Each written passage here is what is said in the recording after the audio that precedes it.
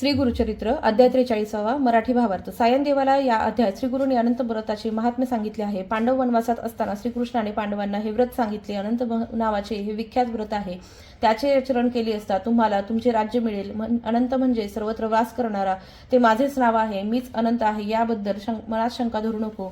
मीच सर्व ब्रह्मदेव विष्णू व शंकर आहे. तेव्हा युधिष्ठिरा माझी विधीपूर्वक पूजा करा. हे व्रत तुम्हाला योग्य आहे. श्रीकृष्णाने युधिष्ठिराला त्याच्या विनंतीवरून या व्रताची सर्व माहिती सांगितली. भाद्रपद शुक्ल चतुर्दशीस अनंताची आराधना करावी. श्रीकृष्णाने एक जुनी गोष्ट ही सांगितली.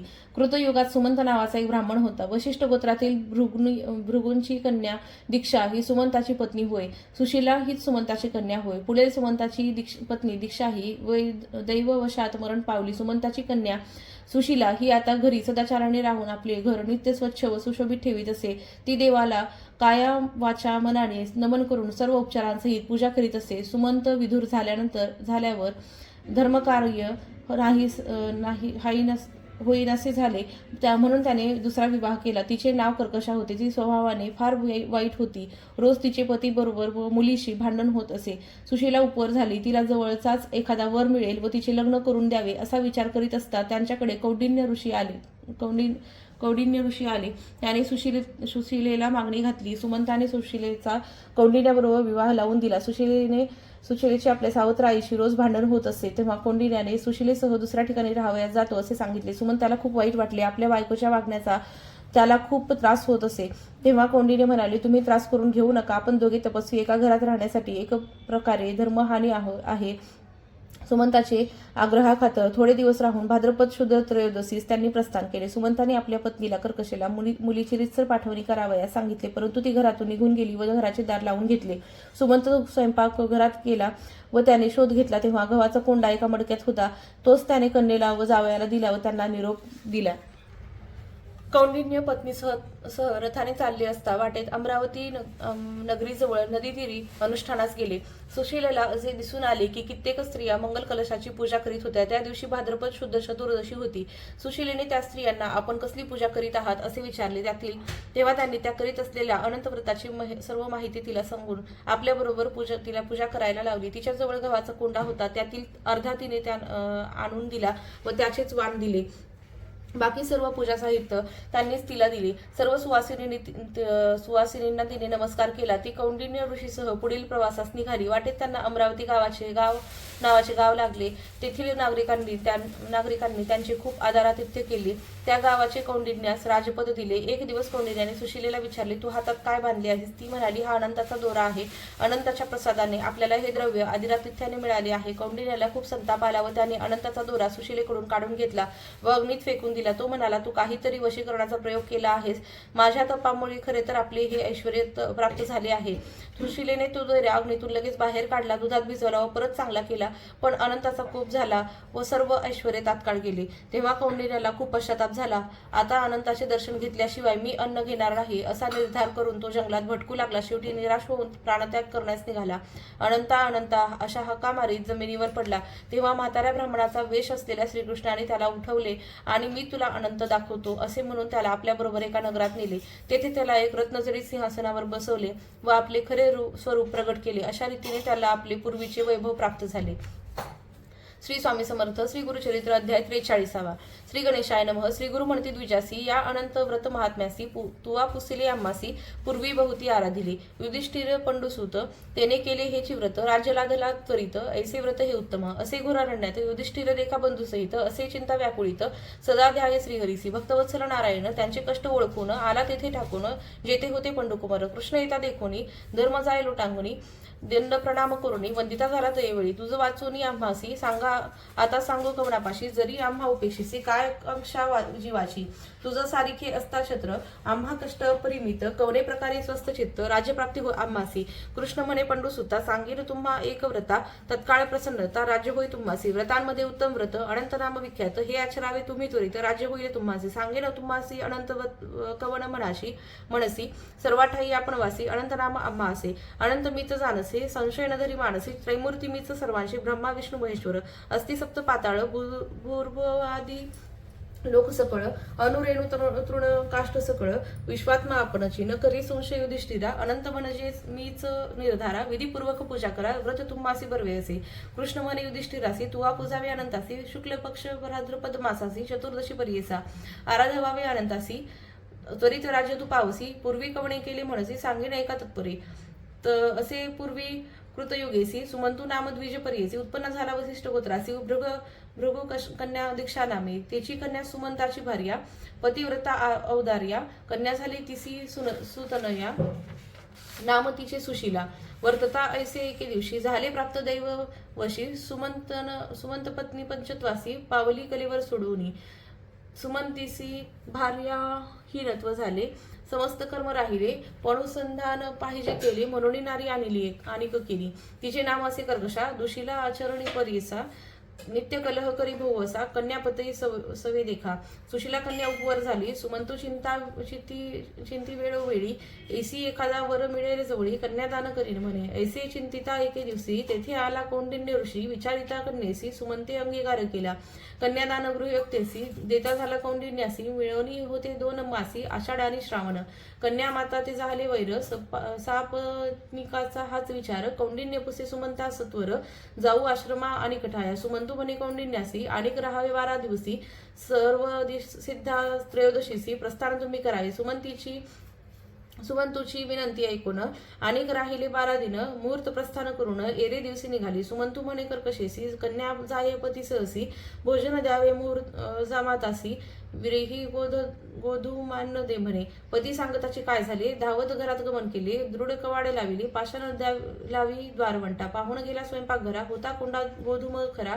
देता झाला कन्यावरा निरोप दिला दोघांशी दोघे बैसून रथावरी निघाला कौंडिन्य संतोषकारी माध्यान्ह काळी नदी तीरी अनुष्ठाना उतरला ऋषी बैसला अनुष्ठानी सुशीला होती व्रतस्थानी तिनी पाहत असे गहरी स्त्रिया समुदाय बहु असे रक्तांबर वस्त्रेसी परिधान केले बहुवसी व्रत म्हणती चतुर्दशी कलश पूजिती पृथक पृथक स्त्रिया म्हणती सुशिलेसी अनंत व्रत असे पर्येसी पूजिता होय तात्काळीसी सकळाभिष्टे पावती भाद्रपद शुक्ल चतुर्दशी व्रत करावे पर्येसी अनंत नाम ख्यातीसी सांगेल तुझा एकपा रक्तपट्ट सूत्रेसी अनंत करावा चतुर्दश ग्रंथीसी हो घेऊन यावे नदीसी स्नान करावे शुचिने दिव्यांबर परिधानोनी हळदी कुंकुम लावणी आणावे कलश नूतन दोन्ही गंगा यमुना मनोनिया उदक भरोणी तयात पंचपल्लव रत्न सहित घालुणी पूजावे त्वरित षोडशोपचारी करुनिया दोन्ही कलशांवरती रेखा नूतन वस्त्र ठेवावे निका पद्म लिहावे अष्टदलिका कलशांवरी ठेवावे शेष पूजावे दर्भाचे षोडशोपचारी वाचे ध्यान करावे विष्णूचे शेषशाही म्हणूनिया सप्तफरींचे शेषाशी सदा विष्णू तयापाशी याची कारणे रामतयासी अनंत ऐसे ध्यान करावे ओम नमो भगवते मंत्रेसी षोडशोपचारी दर्भ ग्रंथीसी आणुनी नवदोरेसी ध्यान करावे मग तेथे अनंत गुण रत्नाई मंत्रेसी नवे दोरे ठेवावे कलशेसी पूजा करावी पुरुष सुक्तेसी अतो देवा मंत्र सहित षोडशोपचारे पूजोनी संसर्ग व्यरेती मंत्रे बाधा कर दक्षिणी नमस्ते वासुदेव मंत्रोनी जीर्ण दोरा विसर्जावा दाताच विष्णुर्वान म्हणत वान द्यावे गोधूम घृत प्रस्थ गोधुमाचे घृतक सघृत सुगड सफल द्यावे वान ऐसे 14 वर्ष देखा व्रत आचरावे विशेषा उद्यापन करावे निका चतुर्दश कलश द्यावे ऐसे सांगुनी सुशिलेसी व्रत आचरावे त्वरितेसी आजसी असे चतुर्दशी व्रत करी आम्हासवे समस्त मिळवणी तिसी तंतू देता आनंदासी गाठी बांधिता चतुर्दशी पूजा करावी आपणास करविती आपणासवे कोंडा होता गोधुमाचा आणोडी ती देती अर्ध साचा वाण देऊने सुवाचा निरोप घेतला स्त्रियांचा चला म्हणून पुढे निघती दोघे बैसून या रथी जाता पुढे नगर देखती अमरावती ऐसे देखा नगर लोक सामोरे येती चला स्वामी ऐसे म्हणती तुम्ही या नगराधिपती तपोनिधी म्हणती लोक नाना समारंभे देखा नगरे प्रवेशली दंपती एका ऐश्वर्य भोगले बहुसुखा श्रीमदनंत प्रसादे ऋषीपुसे स्त्रियेसी काय बांधिले हस्तमुळेसी वश करणे आम्हासी रक्तदोरा बांधिला सुशीला म्हणे व्रतारासी अनंत दोरा पर्येसी याची या प्रसादे आम्हासी अष्टेश्वर प्राप्त झाले ऐसे वचन ऐकून कौंडिन्य कोपे प्रज्वाळला म्हणी हिरा दोरा हिरोणी घेऊनी अग्निकुंडी सांडिला मग म्हणे कैसा श्रीमदनंत म्या तप केलीसी बहुत तेने ऐश्वर्य सुकृतार्थ प्राप्त झाली आम्हासी. हा हा म्हणून सुशिला म्हणी धावत गेली अग्निस्थानी काढून या क्षीरस्नपणी केले देखा दोरकासी. अनंत क्षोभ वर्षेसी अष्टेश्वर गेले तत्क्षणेसी दरिद्री झाला परियेसी द्विजवर कौंडिन्य देखा. मग विचारी मानसी म्हणे अनंत रुसला आम्हासी वाया घातले अग्निसी मदांधे मज वेष्टिले. करी नाता नेम एक जेव्हा भेटे लक्ष्मी नायक श्रीमदनंत दर्शने सुख अन्नदक घेईन मी. म्हणून निर्वाण करुणी निघे तोरण्य भुवनी भार्ये सहित कौंडन्य मुनी निगता झाला परियेसा. हा म्हणंत अनंत शीघ्र जातसे अरण्यात तव देखशिला वृक्षच्युत पुष्पी फळी भरला असे. कीटकादी पक्षी जाती कोणी त्यासी नातळती कौंडिन्य भुसे त्याप्रती अनंतासी देखील का. वृक्ष म्हणे कौंडिन्यासी दृष्टीने पडीचे आम्हासी तुवा जरी देखील अससी तरी आम्हासी सांगावे. ऐसे ऐकुनी पुढे जात धेनू देखील वत्सासहित हिंड जसे गणात तोंडा न ये बक्षावया. द्विज म्हणे धेनुसी जरी तुवा अनंत देखील असी कृपा करून आम्हासी सांगे म्हणे द्विजवर. नाही देखील अनंतासी तुम्हा भेटला जरी तयासी मज विषयी सांगा त्यासी अवस्था ऐसी धनु म्हणे. ऐसे ऐकोनी द्विजवर पुढे जाता देखील वृषभ थोर तया पुसे मुनीश्वर तुवा अनंता ते देखील की.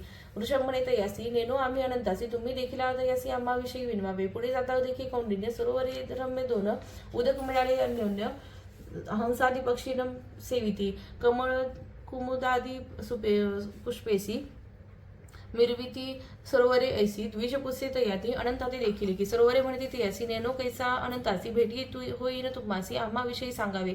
पुढे जाता द्विजवर देखील गर्धप कुंजर पुसतसे तया विचार तेन बोलती तयासी. इतुकी या अवसरी वृद्ध ब्राह्मण वेशधारी जवळी आला परिकरी उठे उठे म्हणत असे. काय विप्रा पुसतोसी श्रीमदनंत कोठे आहे विचारीसी दाखविले चाला आम्हा सरसी. म्हणून धरली उजवा कर उठवणी कौंडिन्यासी घेऊन जाता अरण्यासी. नगरी झाली पूर्वील जैसी महदाश्वर्य पाहत असे. घेऊन गेला नगरात सिंहासन रत्न खचित नेऊन तेथे बैसवित आपण दाखवी निज रूप देखुनी कौंडिन्य स्तोत्र करियती गहन चरणी माथा ठेवून विळवीत असे कर जोडणी. पापी आपण पाप करणी नेनो तुझी भक्ती धर्मी पापात्मा पापसंभव आम्ही क्षमा करिका दातारा. ऐसे स्थविले कौंडिन्यांनी एकोणी प्रसन्न झाला तत्क्षणी भक्तजना चिंतामणी वर त्रय देता झाला. धर्मप्राप्ती दरिद्र नाशन शाश्वत वैकुंठ भुवन ऐसा वर्धिल्ला नारायण ऐक युधिष्ठिरा कृष्ण म्हणे. पुनरपि द्विज विनवी देखा म्या देखील आश्चर्य एका अरण्यात वृक्ष एक महाबली ताम्र असे. त्याचे फळ पक्षी जाती कोणी प्राणी नातळती पुढे ता मागुती देखील धेनु सवत्स तृण असे तेथे प्रबळ त्यांचे तोंडा न ये केवळ आणि देखील निर्मळ सरोवरे दोन्ही तेथे अन्य एकमेका मिळाले होते तेथे उदक. पुढे पाहे अपूर्व एक वृषभ एक मनोहर त्याचे मुखा न एक ग्रास सर्व काळी वनवास. पुढे देखील सुरस कुंजर एक मदोन्मत सर्वे एक गर्दभासी देखील स्वामी मार्गेसी. पुढे येता संदेशी देखील वृद्ध ब्राह्मण कृपानिधी नारायण सांगत असे विस्तारण एक भक्ता कौंडिन्य वृक्ष तुवा देखील पूर्वी होता द्विजवर त्यासी येती वेदशास्त्र उन्मत्तपणे गर्वे थोर शिष्यवर्गानं सांगायची. देखील तुवा वृषभ एक पूर्वी विप्र महाधनिक केले नाही दानादिक त्याने पापी ऐशी गती. सरोवरे तुवा दोन्ही देखील मनसी नयनी पूर्वी होत्या दोघ्या बहिणी घेतले दान आपणात. खरं म्हणजे तुझा क्रोध कुंजर तोची मदांध झालो तुझे मन शुद्ध भेटलो ब्राह्मण आपणशी.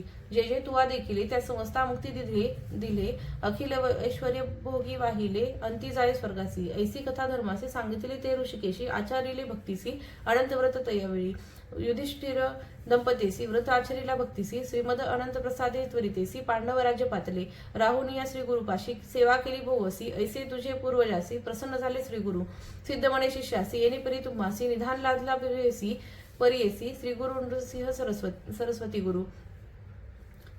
इति श्री गुरुचरित्रामृते परम कथा कल्पतरो श्री नृसिंह सरस्वती पाख्याने सिद्धनामधारक संवादे श्रीमद अनंत व्रत महिमा वर्णनम नाम त्रिचत्वारिंशोऽध्याय. श्री गुरुदेव दत्तात्रेय अर्पणमस्तु. श्री गुरुदेव दत्त. अवधूत चिंतन श्री गुरुदेव दत्त. अवधूत चिंतन श्री गुरुदेव दत्त. अवधूत चिंतन श्री गुरुदेव दत्त. श्री स्वामी समर्थ.